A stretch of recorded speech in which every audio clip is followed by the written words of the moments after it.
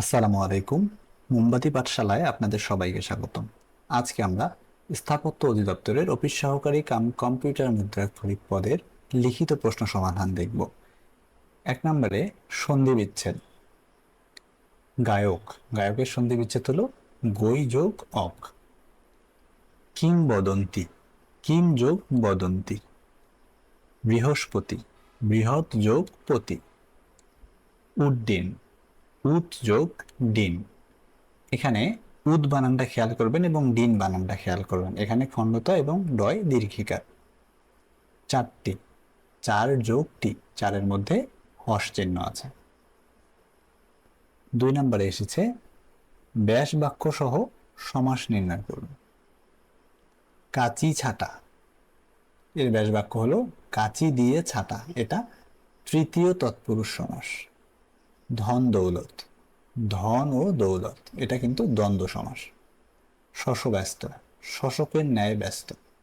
উপমান কর্মধারয় সমাস।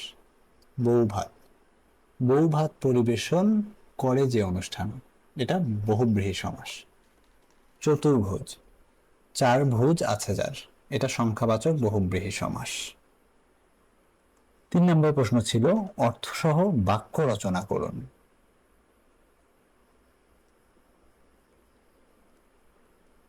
এই যে বাগধারা, এই বাগধারা কিন্তু খুবই কমন, প্রত্যেকটা পরীক্ষায় বাগধারা থেকে প্রশ্ন আসবেই। কড়ি কপালে, কড়ি কপালে অর্থ ভাগ্যবান। 49 বায়ু, পাগলামি। গোফ খেজুরে, নিতান্ত অলস। ছাই চাপা আগুন, মর্ম যন্ত্রণা বা অপ্রকাশিত প্রতিভা। জগদ্দল পাথর, জগদ্দল পাথর হচ্ছে গুরুভার। 4 নম্বর প্রশ্ন বাক্য ও শব্দের শুদ্ধ প্রয়োগ করুন, মানে বাক্যগুলো অশুদ্ধ আছে, এগুলোকে শুদ্ধ করে লিখতে হবে। প্রথমটা ছিল তিনি আরোগ্য হইয়াছেন, এটা কিন্তু ভুল। সঠিক হবে তিনি আরোগ্য লাভ করেছেন। তারপরে ছিল তিনি সস্ত্রী কুমিল্লা বাস করেন, এটা ভুল। সঠিক হলো তিনি স্ত্রী কুমিল্লা থাকেন, অথবা তিনি স্ত্রী সহ কুমিল্লায় থাকেন। 3 নম্বর দৈনতা প্রশংসনীয় নয়, এটাও ভুল। সঠিক হলো দীনতা প্রশংসনীয় নয়। পরেরটা আমি গীতাঞ্জলি পড়িয়াছি, এর সঠিক হবে আমি গীতাঞ্জলি পড়েছি। দেখেন দুটো জিনিস, এই যে গীতাঞ্জলি বানানে কিন্তু ভুল ছিল, দীর্ঘিকার ছিল, তো এটা হবে আর পড়েছি, এটা চলিত ভাষায় লেখা হয়েছে। পরের প্রশ্ন ছিল মুমূর্ষু ব্যক্তির প্রতি সকলের সহানুভূতি ছিল, এখানেও এই মুমূর্ষু বানানটা, সরি আমি যদি আবার দেখাই, এই যে মুমূর্ষু বানানটা কিন্তু ভুল ছিল। মুমূর্ষু বানান হচ্ছে রস্যু দীর্ঘ রস্যু। মুমূর্ষু ব্যক্তির প্রতি সকলের অনুমতি ছিল। 5 নম্বর প্রশ্ন ছিল অর্থসহ বাক্য রচনা করুন। বাগধারার অর্থটা লিখতে হবে এবং সেটা দিয়ে রচনা লিখতে হবে। যদি দেখি, প্রথমটা ছিল রাবণের গোষ্ঠী। রাবণের গোষ্ঠী কিন্তু বড় পরিবার। রাবণের গোষ্ঠী দিয়ে বাক্য হচ্ছে রাবণের গোষ্ঠীকে নিমন্ত্রণ করেছো, এবার তো তোমার পকেট ফাঁকা হয়ে যাবে। শ্রীঘর, শ্রীঘর হচ্ছে জেলখানা। মরার উপর খাড়ার ঘা, দুর্বল অথবা বিপন্নের উপর অত্যাচার। ঝাঁকের কই, একই দলভুক্ত। হাত টান মানে হচ্ছে চুরির অভ্যাস। তো এরকম বাক্য রচনাগুলো আছে।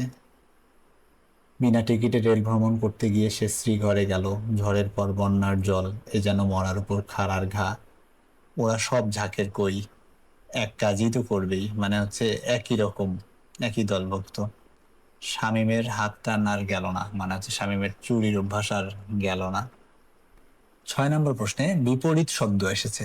বিপরীত শব্দ হচ্ছে অর্বাচীন, অর্বাচীনের বিপরীত হচ্ছে প্রাচীন। উত্তমর্ণ, অধমর্ণ। ওস্তাদ, সাগরেদ। গরিষ্ঠ, লঘিষ্ঠ। দুলোক, ভুলোক।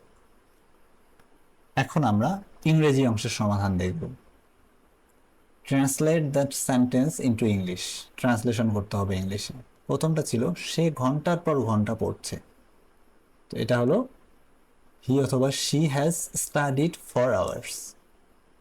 মুষলধারে বৃষ্টি হচ্ছে, it is raining cats and dogs. আমি অপমান অপেক্ষা মৃত্যু পছন্দ করি, I prefer death to dishonour. কখনো হাল ছেড়ে দিও না, never say die.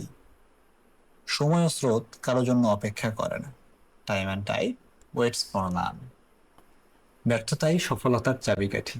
Failure is the pillar of success. 8 নম্বর প্রশ্ন বলেছে make the sentences with the following idioms and phrase.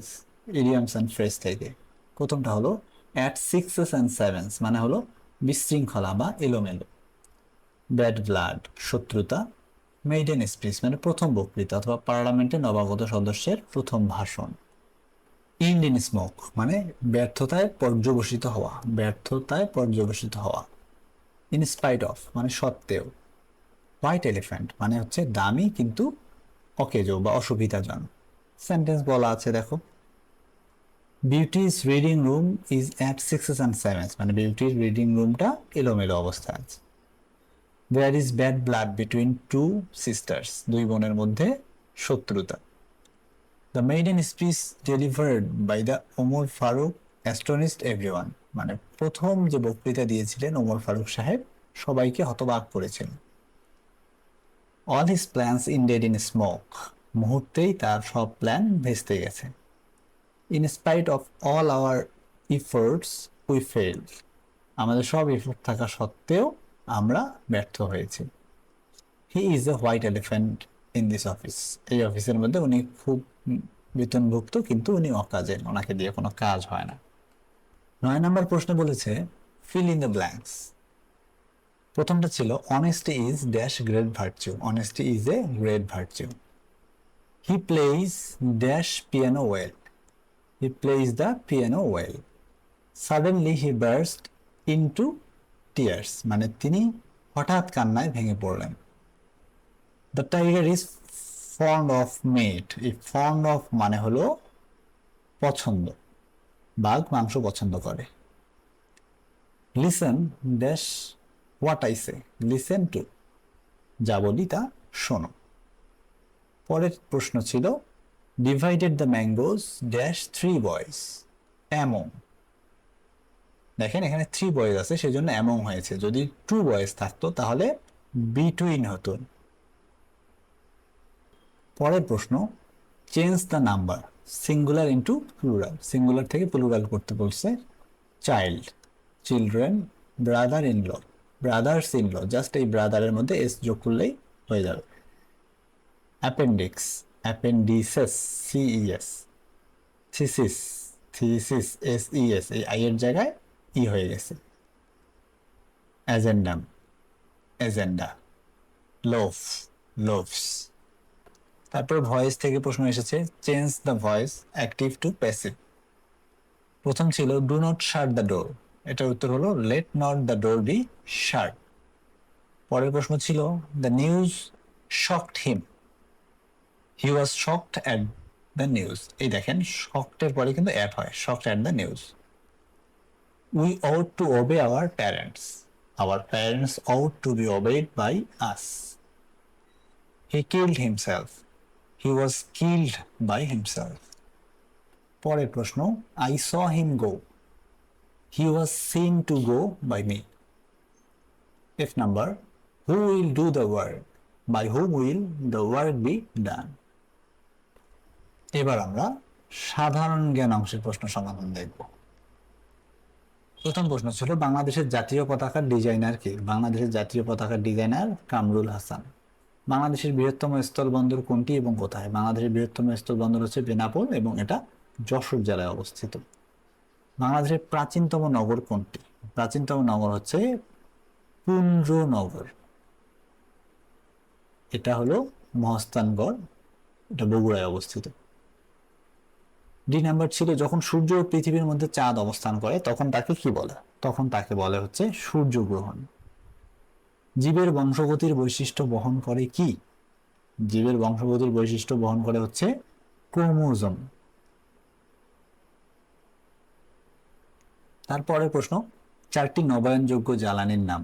তো নবায়নযোগ্য জ্বালানিগুলো হলো সূর্যের আলো, তাপ, বায়ু প্রবাহ, জল প্রবাহ, জৈব শক্তি যেমন এই যে বায়োগ্যাস, বায়োফুয়েল, তারপর ভূতাপ, এগুলো হচ্ছে নবায়নযোগ্য জ্বালানি। পরের প্রশ্ন ইমেইল ঠিকানায় আবশ্যিক চিহ্ন কোনটি? ইমেইল ঠিকানায় আবশ্যিক চিহ্ন হলো এই যে @ অর্থাৎ এই চিহ্নটা।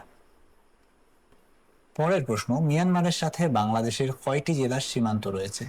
মিয়ানমারের সাথে বাংলাদেশের 3টি জেলার সীমান্ত রয়েছে। জেলাগুলো হলো রাঙামাটি, বান্দরবান আর কক্সবাজার। এর মধ্যে আবার রাঙামাটির সাথে ইন্ডিয়ারও সম্পর্ক আছে, মানে হচ্ছে সীমানা আছে আর কি। পরের প্রশ্ন, কোন দেশকে ইউরোপের রুটির ঝুড়ি বলা হয়? ইউরোপের রুটির ঝুড়ি বলা হয় ইউক্রেনকে। সিপিইউ বলতে কি বোঝায়? সিপিইউ হলো কম্পিউটারের মস্তিষ্ক, এটা পূর্ণরূপ হলো সেন্ট্রাল প্রসেসিং ইউনিট। কম্পিউটারের কিবোর্ড কি ধরনের ডিভাইস? এটা হচ্ছে একটা ইনপুট ডিভাইস। ডিওএস এর পূর্ণরূপ কি? ডিওএস এর পূর্ণরূপ হলো ডিস্ক অপারেটিং সিস্টেম। ডেটা সংরক্ষণকারী একটি ডিভাইসের নাম বলো। ডেটা সংরক্ষণের একটি ডিভাইসের নাম হচ্ছে রোম। পরের প্রশ্ন, জুলিয়াস সিজার কে ছিলেন? জুলিয়াস সিজার ছিলেন রোমান সম্রাট। হাজং উপজাতি বাস করে এমন 2টি জেলার নাম লিখুন। হাজং উপজাতি আসলে শেরপুর, ময়মনসিংহ এবং সুনামগঞ্জ। নেত্রকোনাতেও কিছু হাজং উপজাতি আছে। বরিশালের প্রাচীন নাম কি? চন্দ্রদ্বীপ। বাংলাদেশের 2টি ক্যাশলেস মোবাইল ব্যাংকিং, বিকাশ আর নগদ। আরো আছে, উপায় আছে, অনেকগুলো আছে আসলে। ব্যাকটেরিয়ার কাজ কি? ব্যাকটেরিয়ার আসলে উপকারী কাজ আছে কিছু, আবার কিছু ক্ষতিকারক কাজ আছে। তো উপকারী কাজ হচ্ছে পরিবেশে পুষ্টিচক্র বজায় রাখা, আজুরি প্রক্রিয়া, খাদ্য প্রস্তুতিতে, ওষুধ উৎপাদনে এগুলো কাজ করে। আবার ক্ষতিকারক কিছু রোগ আছে যে ব্যাকটেরিয়ার কারণে কিছু রোগ হয় আসলে। পরের প্রশ্ন, 263, 253 আর 241 মধ্যে কোনটা মৌলিক সংখ্যা নয়? অর্থাৎ এগুলোর মধ্যে কোনটা মৌলিক সংখ্যা নয়? এগুলোর মধ্যে এই 253 মৌলিক নয়। পরের প্রশ্ন, বাংলাদেশ কি D8 এর সদস্যভুক্ত দেশ? হ্যাঁ, বাংলাদেশ D8 এর সদস্যভুক্ত দেশ। D8 আসলে 1997 সালে গঠিত একটা সংগঠন। এখানে 8টা দেশ আছে, তার মধ্যে বাংলাদেশ একটি। এখন আমরা গণিত অংশের প্রশ্ন সমাধান দেখব। প্রথম অঙ্কটা এসেছিল x - 1/x সমান 5 হলে প্রমাণ করো x + 1/x হোল স্কয়ার + 1 সমান 30। তো এটা আমরা যেভাবে করতে পারি, দেওয়া আছে x - 1/x সমান হচ্ছে 5। তো বাম পক্ষ ধরবো আমরা, এই যে এইটা হচ্ছে বাম পক্ষ। বাম পক্ষ হচ্ছে x + 1/x হোল স্কয়ার + 1। আমরা জানি x + 1/x হোল স্কয়ার অর্থাৎ a + b হোল স্কয়ারের অনুসিদ্ধান্ত হলো a - b whole square + 4ab। তো সেটাই লেখা হয়েছে x + 1/x whole square + 4ab। তো এটা কেটে গেল, এইটার মান দেওয়া আছে 5। তো 5 স্কয়ার + 4 + 1, 5 × 5 = 25 + 5 = 30। 30 সমান ডান পক্ষ। এটা হলো অ্যান্সার অথবা প্রুভড। পরের অঙ্ক এসেছে x - y = 2 এবং xy = 24 হলে x + y / 2 সমান কত? তো এটা আমরা যেভাবে করব যে x - y = 2 এবং xy = 24। তাহলে আমরা জানি যে x + y হোল স্কয়ার, এটা সূত্র হলো x - y whole square + 4xy, x + y whole square সমান 2 স্কয়ার প্লাস 4 × 24। অর্থাৎ মান আমরা বসালাম, মান বসিয়ে, তো এইটা এইভাবে মান বসিয়ে ক্যালকুলেশন করলে 5 হবে, 5ই হবে অ্যান্সার। পরের অঙ্ক, রহিম ধার্য মূল্যের উপর 30% ছাড়ে একটি ক্যালকুলেটর কিনে। সে কোনো ছাড় না পেলে 42.50 টাকা বেশি দিতে হতো। সে কত টাকায় ক্যালকুলেটরটি কিনেছিল? অর্থাৎ রহিম একটা ক্যালকুলেটর কিনেছিল হলো 30% ছাড় পেয়েছিল, সে দোকানদার তাকে 30% ছাড় দিয়েছে, এবং এই যে 30% ছাড় পেয়েছে যার কারণে তাকে 42.50 টাকা কম দিতে হয়েছে। আসলে ক্যালকুলেটরের মূল্য কত ছিল? আমরা ধরবো ক্যালকুলেটরের মূল্য একটা প্রশ্ন মতে কয়ের 30% সমান 42 টাকা, কারণ সে যেহেতু 30% পেয়েছে এত টাকায়, তো কয়ের 30% সমান এত। এখন 30 ক / 100 অর্থাৎ এই পার্সেন্টেজটাকে আমরা ভাঙালাম, সমান এত, 30 ক এত, ক সমান এত। তো ক হলো ক্যালকুলেটরের মূল্য এত টাকা।